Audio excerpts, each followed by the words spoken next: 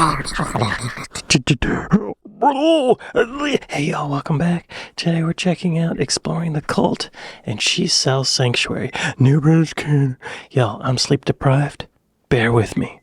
I'm gonna try to watch this whole 30-minute video in one sitting, but I might pass out. Punk changed everything, as well as celebrating DIY ethos and anti-musicality. From 1977 onwards, certain things were just instantly uncool. Hippie values, long hair, and liking bands like Led Zeppelin, Deep Purple, or Bad Company. Doing any one of these things, especially coming from the punk scene, was a treasonous act, at least according to the British music press. So when in the mid-80s, the cult quickly cycled through punk, goth, and psychedelia to become a long-haired, hard-partying blues rock band, their desire to live life loud was active rebellion. This is New British Canon, and this is the story of She Sells Sanctuary. Great. Y'all have never heard She Sells Sanctuary. I keep wanting to say she sells, I'm sleep deprived. If you watch my other channel, you know that my dog got neutered yesterday, so he's wearing this cone, so he was whimpering and whining all last night. It's breaking my heart, but it also keeps me from sleeping. So I'm feeling punchy. So, The Cure. The only thing I know about The Cure going into this, I feel drunk. The only thing is that Matt Sorum played drums for them at some point in their career. I think he's American. I don't know. But Matt Sorum was the drummer for Guns N' Roses after their original drummer Steven Adler left because of substance abuse issues, I think. I don't know. But Matt Sorum's a very good drummer. That's all I know about them. I didn't know they were British. I'm learning that now. What does this say? Okay. Snap out of it. Snap out of it. Oh, also, y'all, I stopped drinking coffee because the bags of coffee I get went from $10 a bag to $18.99. $18.99 for a bag of coffee because of these damn tariffs. Thanks, orange face mother.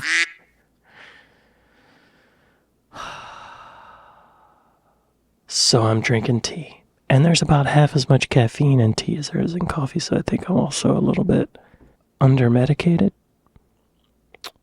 to use a more extreme term than is needed. Okay, shut up and watch the video, right? Shut the f*** up. JJLA.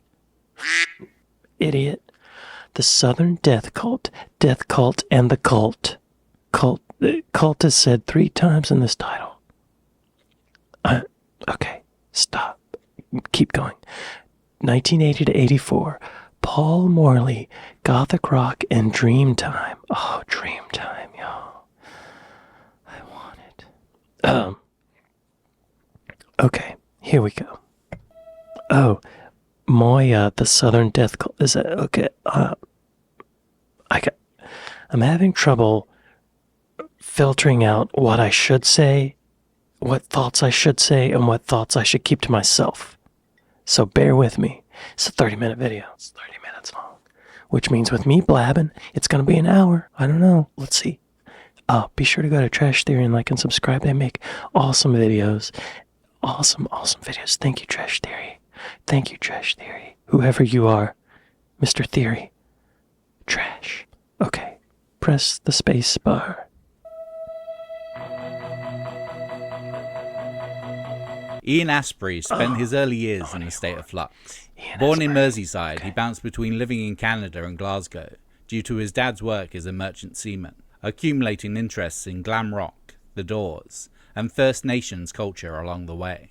While in Glasgow, on his 17th birthday, his mother died. The months before spent caring for her, watching her slowly waste away from cancer. A mere 3 days after her death, he joined the army, being kicked out almost immediately for wearing a campaign for nuclear disarmament badge. Homeless upon his return, he found purpose following the anarcho-punk band Crass across the country.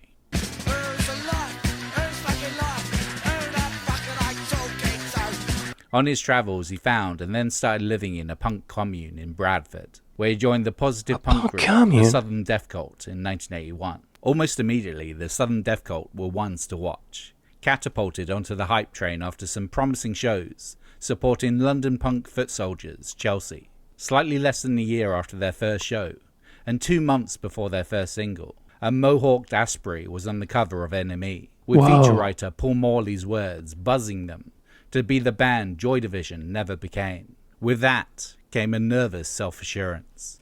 Whoa, wow, that's a roller coaster. His mom died after slowly wasting away from cancer, and then he tried to join the army. He was kicked out of the army, and then he was homeless, and he joined a death cult, which was not really a death cult. It was just called a death cult. But it was a punk rock commune? A hippie commune I get, because they're all like peace and love and let's take care of each other. But a punk rock commune? How does that work? I want to back up and say something that made me laugh in the intro was when he said things became really uncool. The first thing I was looking at when he said that was Mama Cass.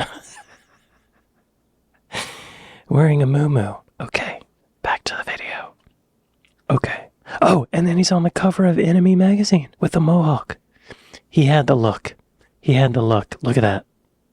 That's an awesome mohawk. With that came a nervous self-assurance. Oh, he was nervous. Okay. Right now, we've got 11 songs, with 4 waiting to spring out. I feel that the material we're beginning to do makes me think, oh, f***ing right. Instead of thinking, oh, well, maybe we'll be able to do it next week. The new stuff makes me think, well, I'm just going to go and shit in someone's face. Oh. I'm getting that confident.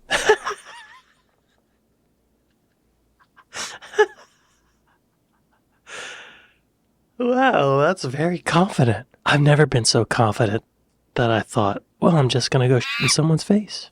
What are they going to do about it?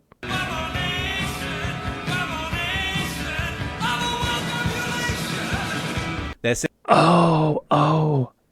When I heard his voice... Wait, do they do that song, Woman? Woman! Or is that Danzig? Hang on. Because he sounded... what is this? The Cult top songs. Firewoman. Woman! Yes. Okay. Did they work with Bob Rock? Hang on, y'all. Sorry. Did the Cult work with Bob Rock? Yes, the Cult worked with producer Bob Rock on multiple Okay. I've heard that before. I've heard Firewoman. Yes. Okay. For some reason, I thought that was Danzig. Oh, what's wrong with me? Single and sport shows with Bauhaus and Theatre of Hate soon followed, as did an offer of a $100,000 deal with CBS. But the pressure, the expectation was too much. The group imploded in February 1983 after Asprey called it quits. And though the Southern Death Cult were over, Asprey's new endeavour with the slightly less wordy moniker Death Cult was just getting started. In a way, this new group was a low-stakes post-punk supergroup, bringing together Asprey, bassist Jamie Stewart and drummer Ray Mondo from Ritual.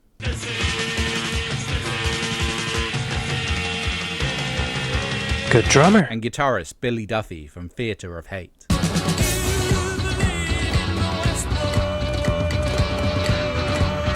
Having witnessed Asprey on stage when their 2 former bands toured together, Duffy instantly saw his rock star potential.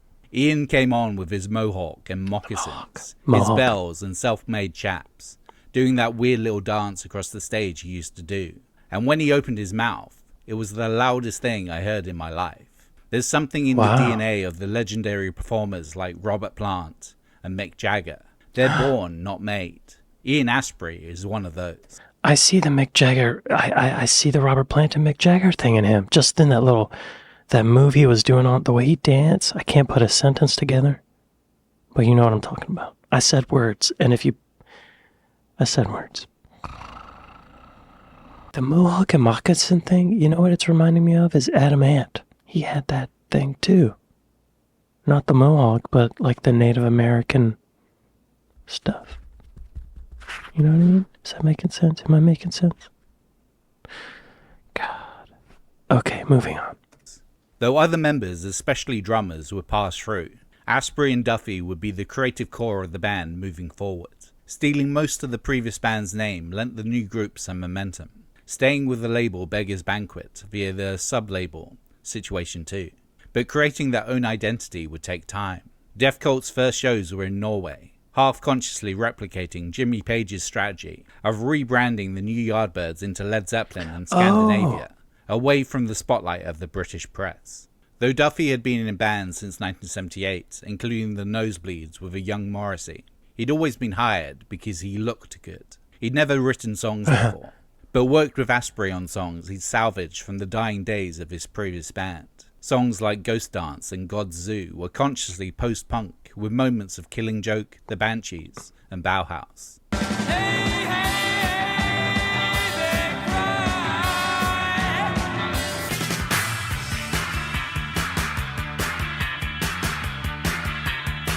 They seemed to fit in with a new wave of bands with spooky names being played in London's Batcave, this gothic rock.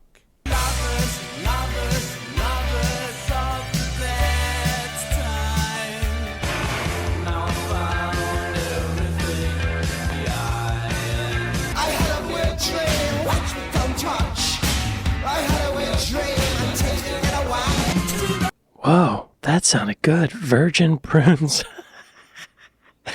This is the best one of all of these that I've heard. It's like sonically sounds the best.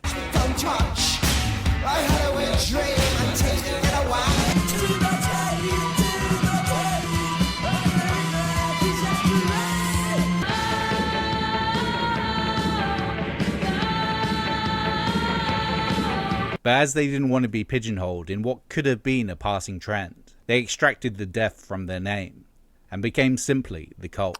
And found some new core influences, ones that went against everything punk had stood for. There were certain guidelines in the post-punk new wave movement, and that was to stay clearly away from long hair and guitar solos. So for us, that was like, great, that's exactly where we're going to start. If that's where we're not supposed to be, according to some erudite journalist, then that's exactly where we're starting. I wanted to find out what the taboo was all about. Then you listen to Jimi Hendrix and Led Zeppelin and The Doors. Excuse me while I kiss the sky.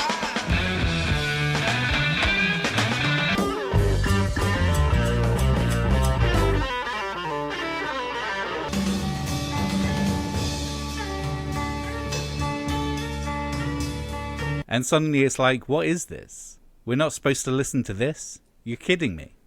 That's really interesting. They're rebelling against the rebellion. So punk started out rebelling against that, and now they're rebelling against the punk's rebellion. But then eventually, in the 90s, people are going to rebel against that.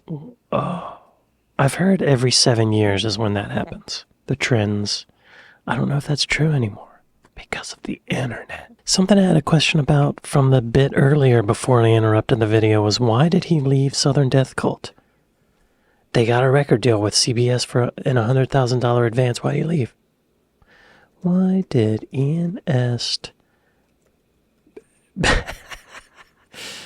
Surely people called him Asbury, right? Surely. Why did Ian Astbury leave the Southern Death Cult? Did I type that right? I have my eyes closed. To form a new band, but why? He sought a more open and collaborative creative environment, which he found with Duffy, leading to the formation of Death Cult and eventually the Cult. Okay, that's not very specific, but at the same time specific. The Cult's first album, Dreamtime, was rushed to release in August 1984. Okay. Mid-transition into the band they would become, Asprey is still rocking his indigenous-inspired look, and yet to transform into something closer to The Doors' Jim Morrison. Further vestiges of his former band showed themselves in Spirit Walker and A Flower in the Desert, both played live by the Southern Death Cult.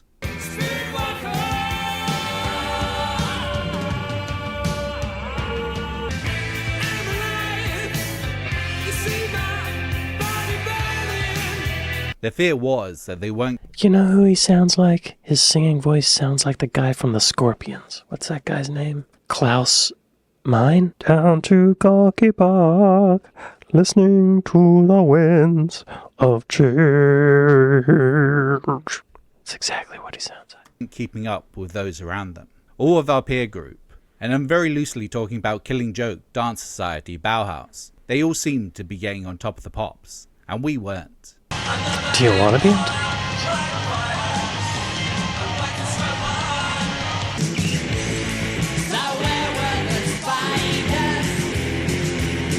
There was this pressure to come up with a hit. Dreamtime as an album was cobbled together because our manager said the promoters in Europe really don't want to book you because you don't have an album. That's as pragmatic and stupid as it was. So we cobbled together an album of the best songs we had at the time.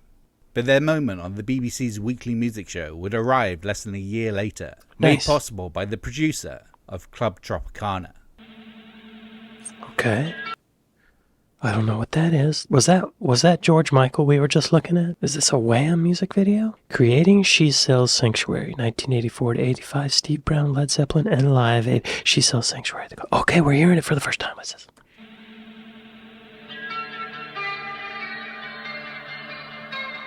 For the next step, the band wanted to work with producer of the moment, Steve Lillywhite.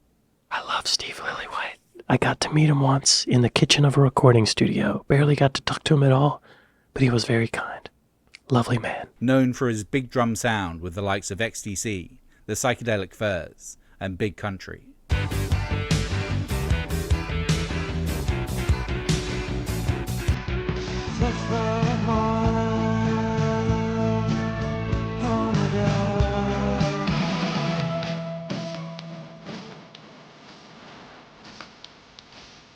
They'd sent the demo to his management company, but it ended up in the hands of the wrong Steve. Another producer, Steve Brown. Brown was riding... Send this tape to Steve, please. This tape says it's for Steve. Oh, probably Brown. He's the first in the alphabet. Send it to Brown. Brown was riding high with pop acts like Wham and ABC. Oh, very different.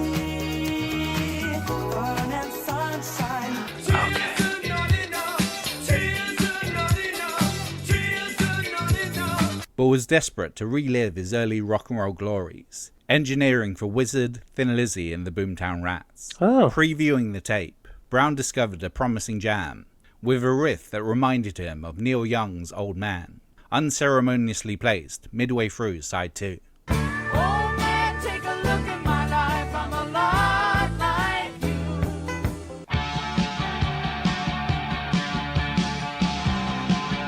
Oh, yeah. I listened to the demo, and they were quite different. There was no particular coherence. The songs would consist of 7 chords and last about 7.5 minutes. Brilliant in places, but it was tending to become a bit album-like. So I applied the singles formula and edited a cassette demo of She Sells Sanctuary. I took the tape along to the interview, and now it was a complete rearrangement, put into more refined orders. And fortunately, I had picked the song they wanted as their single anyway. Interesting. I bet he made it intro, verse, chorus, bridge, verse, chorus. Chorus. I bet he did that.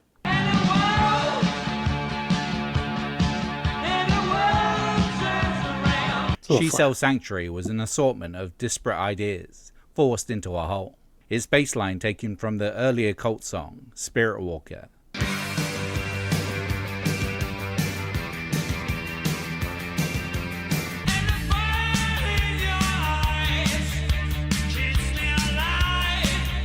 Its guitar sound a product of Duffy's hollow body Gretsch, which he purchased after seeing Bow Wow Wow.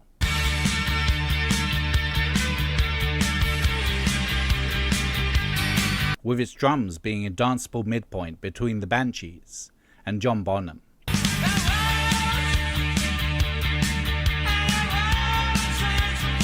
Recorded over 4 days in March 1985 as a trial run for the album, the band decamped to Olympic Studios in London, famed for having been the place Led Zeppelin recorded their first few albums, but breathing the same air as those that wrestled Whole Lotta Love into existence, gave Duffy the idea for the track's mysterious, psychedelic opening moments.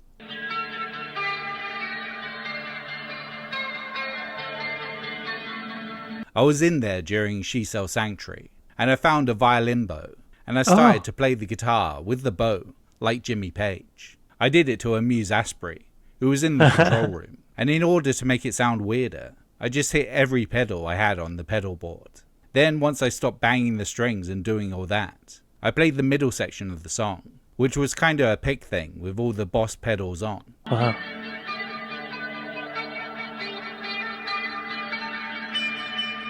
And that sound just leapt out. The producer went, hold it, that's great. Despite not really being able to tell what he's singing, Ian Astbury is the star of Sanctuary, a powerful... Hang on, yo. I gotta stop it. Olympic Studios. I've heard of it. It's famous. Show me on the map. Is it still open, though? Ah, yes. Oh, is it a theater now? Oh, Olympic Studios. Yeah. Oh, I guess it's a restaurant now. Oh. Well, that's what happens when you can make an album on a laptop in your bedroom, right? Rest in peace, Olympic Studios. Being able to tell what he's singing. Ian Astbury is the star of Sanctuary, a powerful, almost yodel, forcing out a clutch of syllables like if Morrissey was really into Bon Scott era AC/DC.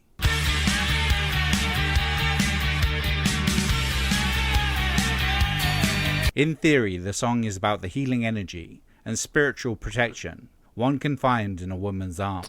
Oh.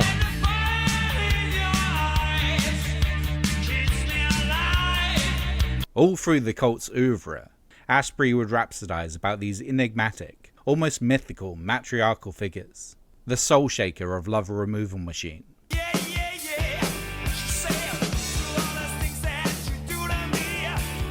The devil angel of Lil Devil. Yes. The firewoman and sweet soul sister of their respective tracks.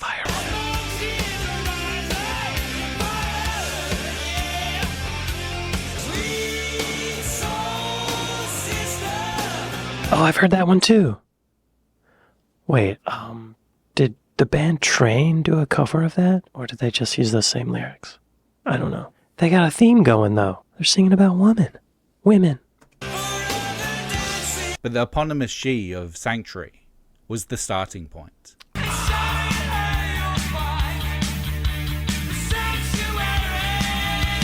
Released in May 1985, after an 11-week climb, She Sells Sanctuary became the band's first top 20 hit, Congrats. giving them what their contemporaries all seemed to achieve before them, an appearance on Top of the Pops. Nice. They did the lip syncing. Okay. Amongst the repackaged soul, bleep blooping syntax, and Madonna of 1985, the song stood out. Here was a track that wielded the primal sexual energy of a loud f***ing guitar, refreshed from the 1980s.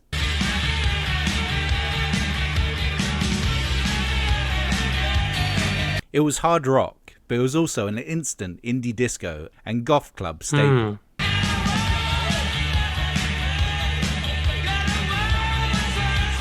And Astbury and Duffy, with their striking visuals, were rock star ready. During the song's ascent, and because of their Top of the Pops infamy, the pair managed to slot in and smooze with a bunch of present and future legends at the London half of Live Aid. What a place to be recognised.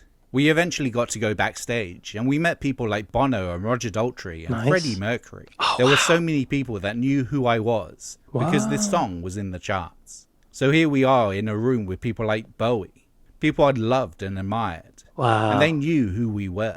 I thought it was quite overwhelming. And then I ended up going back to Brixton on the tube, thinking, what just happened? So he goes and meets all these rock stars, and they're like, oh yeah, great to meet you, I know who you are. Which must be a mind. That must be like a dream. And then he goes back home and he's riding the subway.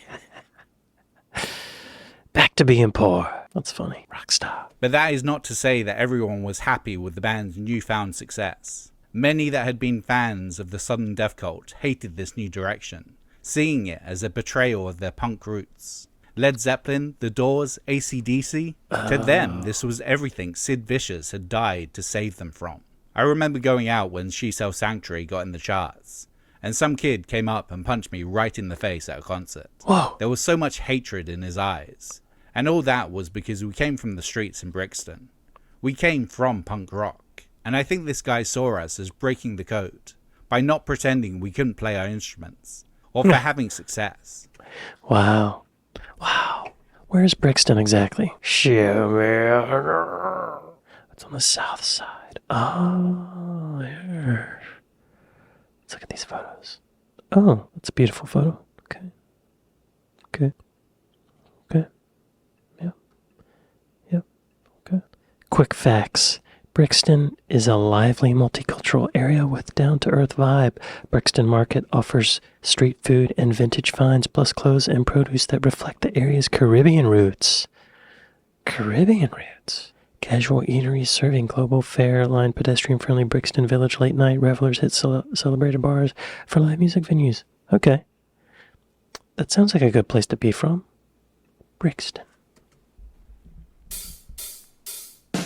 Oh. Love and Electric, 1985 to 88, glam metal. Rick Rubin, Kleptomania. Love Removal Machine, The Cult. They worked with Rick Rubin? They may have just had a random passing with Rick Rubin. I don't know. I like Rick Rubin. I think he's a good producer. Anyway, what's up? She Sells Sanctuary was followed by its parent album, Love, released in October 1985. The title itself was a further appeal to the hippie values of the 60s, and a middle finger to the hate and war theming of punk. Needing to follow up their first chart hit and having nothing suitable on their demo, Steve Brown challenged the band to create a sister track to Sanctuary, resulting in Rain, the band consciously doing the same propulsive psychedelic post-punk thing again.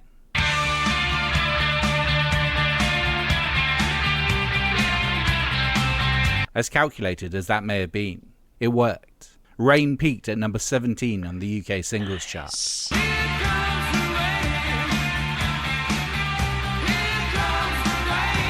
But what really pushed the cult to the next level was when they crossed the pond. In the States circa 1985, due to the rise of MTV, glam metal was starting to seep into the mainstream and racking up their first hits.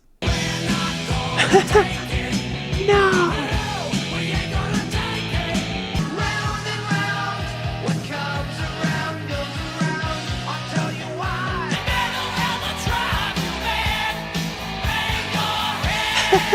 So weird.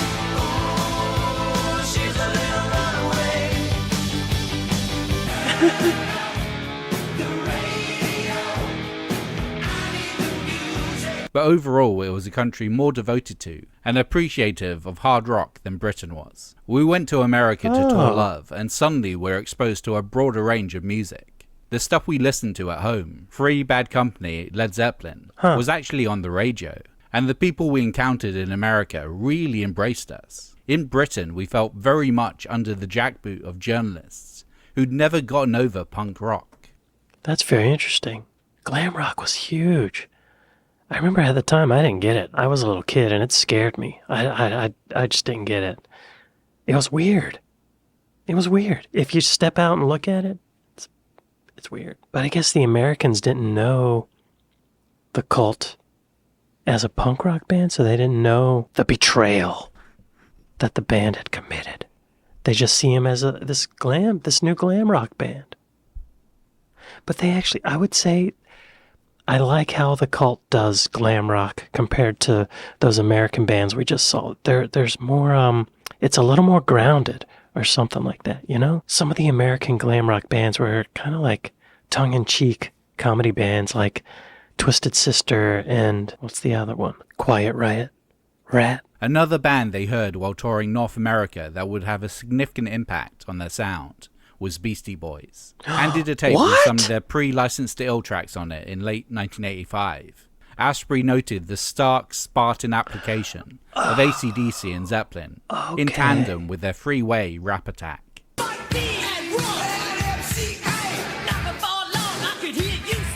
So after having recorded most of their follow-up album with Steve Brown, they felt that his layered psychedelic production wasn't exactly what they wanted, at least not again. So they decided to track down the guy that produced the Beastie Boys. There he is. The idea was we'd go to New York and remix one track with hip-hop producer Rick Rubin. Instead, we redid the song completely, and it sounded really exciting. Rick asked us, "Do you guys want to make English pussy music, or do you want to rock?" When it's thrown down like that, in New York, you're like, We want to rip the speakers out. Hell yeah. The management and record company flew out to hear what we were doing. When we told them we were re-recording the whole album, their faces went white. Absolute horror. Wait, re-recording the whole album they had already released? Or re-record... Okay. Wow. Okay. The band scrapped the Steve Brown version, which would eventually be released via a handful of EPs and B-sides. Okay, so it had not been released yet. Okay, wow. Before being issued in its entirety as Peace in 2013.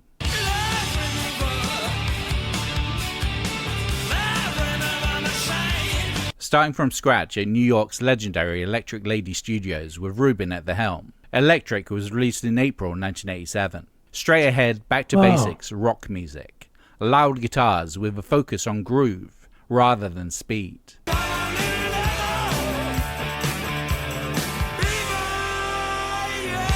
Removing... Whoa, that sounds like AC/DC with Ian singing. Wow. Wow. I didn't know Rick Rubin did this. I didn't know.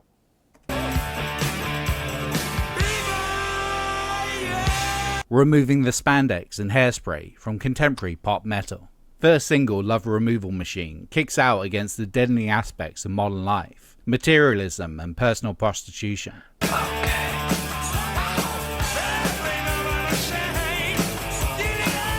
While still having space for Duffy's pyrotechnic soloing.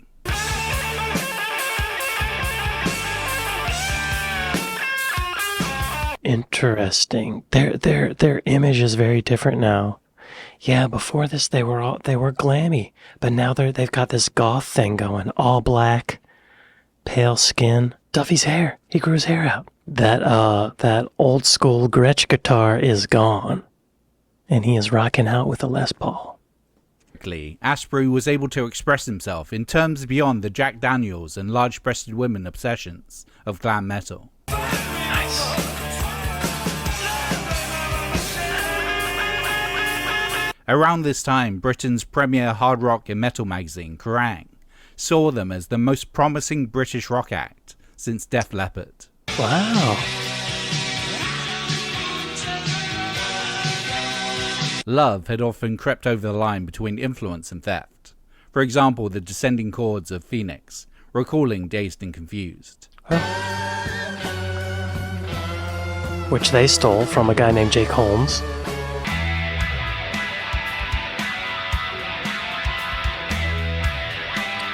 But as life-affirmingly great as Electric was, critics' claims of rock and roll embezzlement were even louder. Many seeing the album as simply a collection of recycled Zeppelin, AC/DC, and Rolling Stones riffs.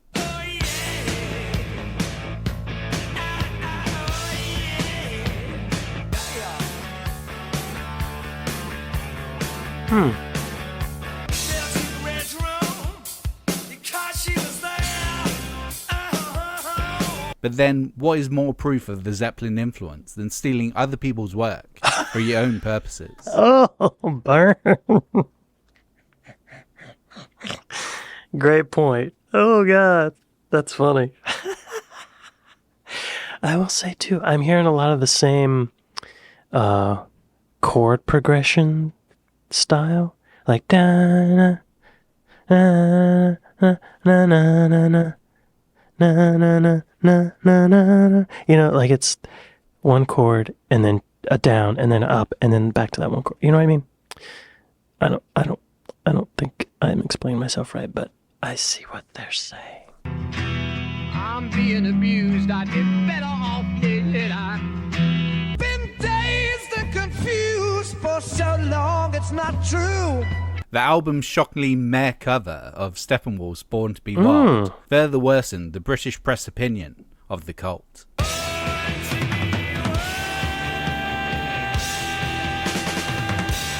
You can take it for what it is. We're fans of blues-based rock music, and a lot of the natural runs and riffs have been done before. For example, Love Removal Machine does sound similar to Start Me Up, right?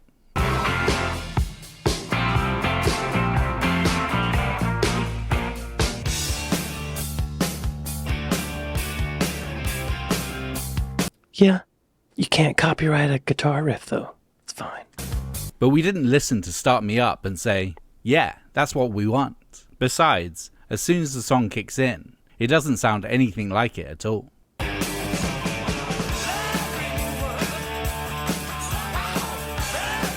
Their profile increased with a US tour supporting Billy Idol in the spring of 1987, making Electric their first album to go platinum stateside. Increasing their road warrior credentials, they embarked on their own summer sojourn with a little band called Guns N' Roses in support.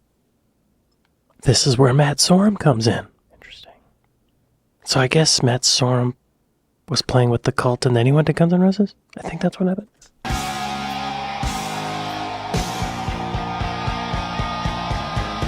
A band who had just released Appetite for Destruction, and the world hadn't yet caught up. These tours were inevitably messy. Asprey, now completely transformed from the teetotal crass obsessive of the Southern Death Cult to the self-constructed madman persona, Wolfchild, drinking to excess, smashing whiskey bottles over his own head, and trashing equipment on stage at any opportunity. Supposedly he once nearly choked to death on his own vomit in Billy Idol's tour bus.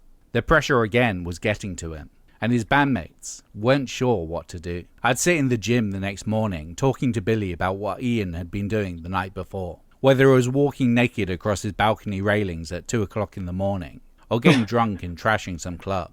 He was having a difficult time of it. Damn. It got to the point where no one could relate to him.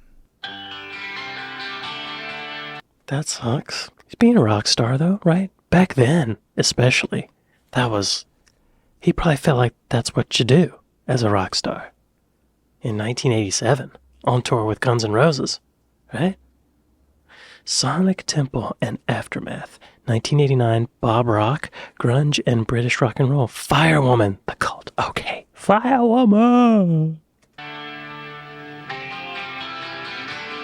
This behaviour wasn't sustainable. By the end of the Australian tour, they had run out of instruments to smash and run up a bill of £25,000. With the income for the entirety of their world tour, they were just about breaking even. Damn. 1989 brought a new album, the lushly layered radio rock of Sonic Temple.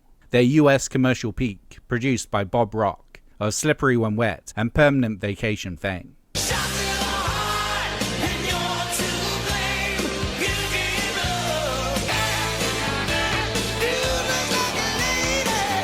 Oh, wait. I don't think he produced Permanent Vacation. I think Permanent Vacation was produced by Bob Fairbairn. Wait, but Bob Rock engineered it, maybe? All right. Wait, hang on. Where would I find that information? Bruce Fairbairn, not Bob Fairbairn. What was I thinking? It was produced by Bruce Fairbairn, engineered by Bob Rock and Mike Fraser. Right. I bet Bob Rock recorded it and Mike Fraser mixed it, because Mike Fraser's known as a very good mixer. Although, maybe not. Mike Fraser, I think, is an engineer who started the technique of recording toms on drums with a Sennheiser 421 on the top and a Shure SM57 on the bottom. And then you put them out of phase and put them through a Y cable and put them in through the same preamp. You don't have to EQ it. It sounds perfect. Anyway, I don't know why I'm saying that. But I think he was the first to do that, and then it caught on. Everybody started doing it. It's a common thing to do now. Led by modern rock number 2 single, Firewoman.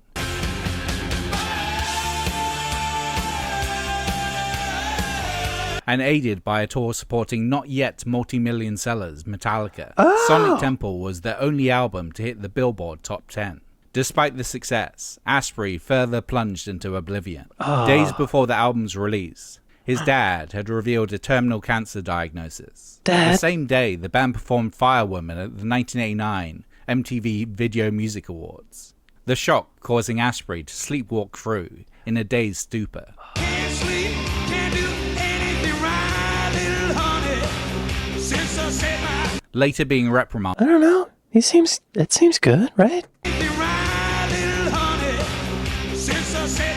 Later being reprimanded by both the band's management and his then girlfriend for not properly capitalizing on this opportunity. In February 1990, his father died, but due to tour commitments, Asprey had been unable to spend as much time as he would have liked with him. Drinking was his way of coping. Unhelped by the touring partners so renowned for their intake, they'd earned the nickname Alcoholica. I had become everything I used to hate. If I was 17 years old and I'd seen myself walking down the street at 27, I would probably have crossed the street and spat at myself.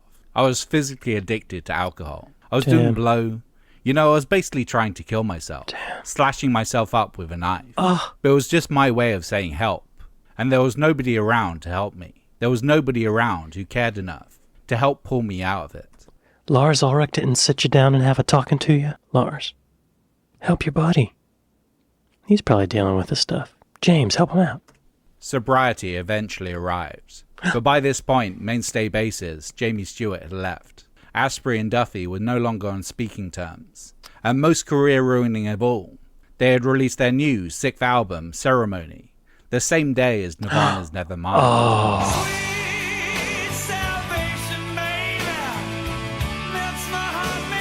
Their moment.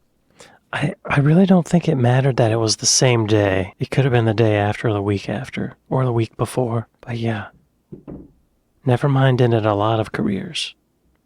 Do you hear that reverb on there? That big, cavernous sound that became so taboo when Nevermind came out. So taboo. Ceremony, the same day as Nirvana's Nevermind.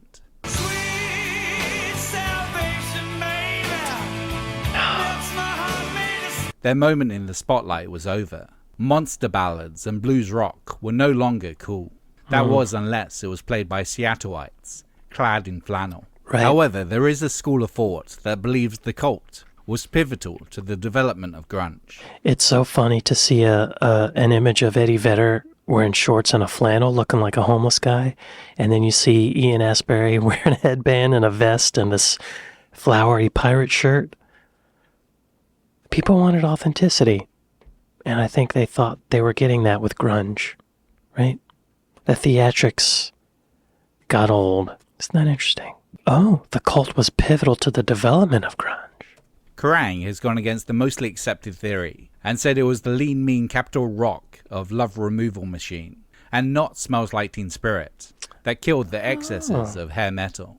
And, possibly, there are moments in some of the bands Stone Gossard played guitar that recall the loud cocksure riffage of the cult. Just a star dog, a champion.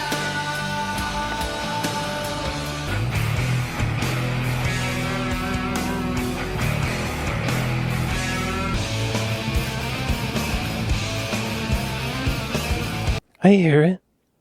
Also, yeah, they're when the cult came to America, they in a way did strip down, get rid of all that colorful 80s stuff, and it was just the goth thing. And they went back to more simple blues rock, like they were saying. That's interesting. Yeah, you could make that argument that they helped form grunge. Yeah. And though the obvious reference point for Chris Cornell's almighty belting vocal is Robert Plant, maybe it's actually Ian Astbury.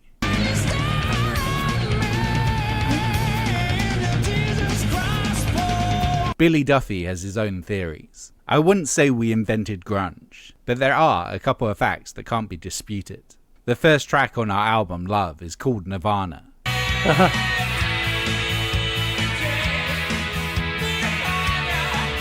And the only city that She Sells Sanctuary was a big hit on the radio was Seattle. Also, if you look at the first scene in Pearl Jam's documentary 20, they're at the back of the cult gig trying to get in. Oh. More obviously, because of the cult, British bands started getting back to wielding guitars as weapons of mass destruction for the first time since the start of the new wave of British heavy metal, being unafraid to rock.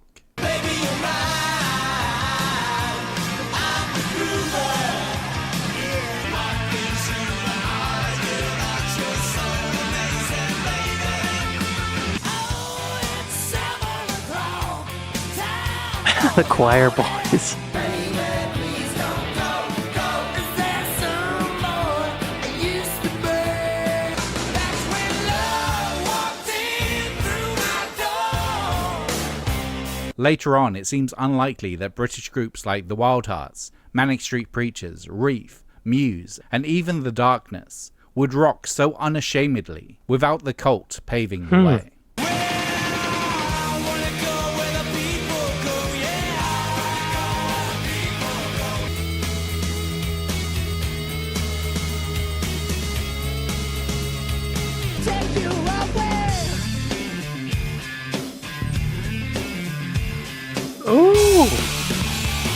Oh, well, yeah. I love Muse.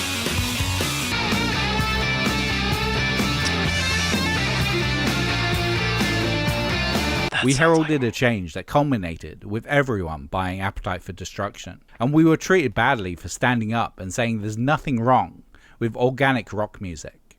Ian wears his heart on his sleeve, and he shows where he's at in his dress. We were into heavy rock, but we weren't a metal band, and the English music press felt scared by that. They didn't have a clue what we were doing.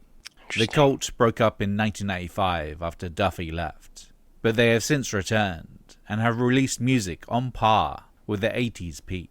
Give me mercy, love will find